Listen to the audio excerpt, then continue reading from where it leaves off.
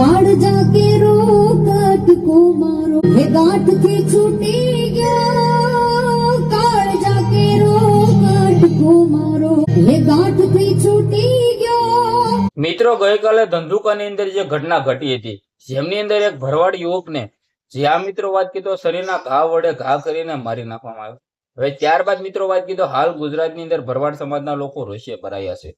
વારંવાર મિત્રો વાત કીધો વર્ષની અંદર એક બે ઘટના એવી ઘટતી હોય છે જે આ મિત્રો વાત કીધો તે ભરવાડ સમાજના દીકરો હોય કે પછી અન્ય હિન્દુ યુવકને મારી નાખે છે। હવે આમની અંદર મિત્રો આપણે વાત કરીએ તો ભરવાડ સમાજના લોકો તો ગુસ્સે છે પરંતુ હિન્દુ સમાજના લોકો પણ કહી રહ્યા છે કે ભાઈ શા માટે હિન્દુ સમાજ સાથે આવું થઈ રહ્યું છે।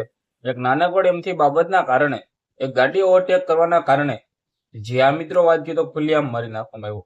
હાલ મિત્રો વાત કીધો ધર્મેશભાઈ ભરવાડ જે આ મિત્રો વાત કીધો ગઈકાલે મોડી રાત્રે તેમની અંતિમ સંસ્કાર યાત્રા પણ નીકળી હતી। હજારોની સંખ્યામાં લોકો ભાઈઓ આની અંદર જોડાયા હતા અને રડ્યા હતા। ક્યાંક ને ક્યાંક તમે બધા લોકોએ જે રીતે જોયું ભાઈઓ ધંધુકાની અંદર આની પહેલા જે 2022 ની અંદર ઘટના ઘટી હતી ત્યારે તો આખું ગુજરાત હાહાકાર મચી ગયું હતું। કિશન ભરવાડની હત્યા થઈ ગઈ હતી। જે આ મિત્રો વાત કીધો હાલ મિત્રો વાત કીધો કંઈક એવો જ કિસ્સો જોવા મળ્યો છે ભરવાડ સમાજનો દીકરો આ બીજો દીકરો આપણે ખોયો છે। હવે આમની અંદર ક્યાંક ને ક્યાંક બે આરોપીને પકડવામાં આવ્યા છે કાયદેસરની કાર્યવાહી કરવામાં આવી છે પરંતુ ભરવાડ સમાજના લોકો ગુસ્સે થયા 20 જેટલી દુકાનો સળગાવી દીધી। હવે એમાંથી પણ પોલીસે પકડવામાં આવ્યા છે ભાઈઓ। હવે કંઈક ને કંઈક હાલ જે ચાલી રહ્યું છે આના વિશે અત્યારે મિત્રો ધંધુકાની અંદર શાંત માહોલ થઈ ગયો છે પરંતુ ભાઈઓ જે રીતે વર્ષની અંદર એક બે ઘટના એવી ઘટતી હોય છે ક્યાંક ને ક્યાંક હિન્દુ સમાજના લોકોએ એકતા થવાની જરૂર છે।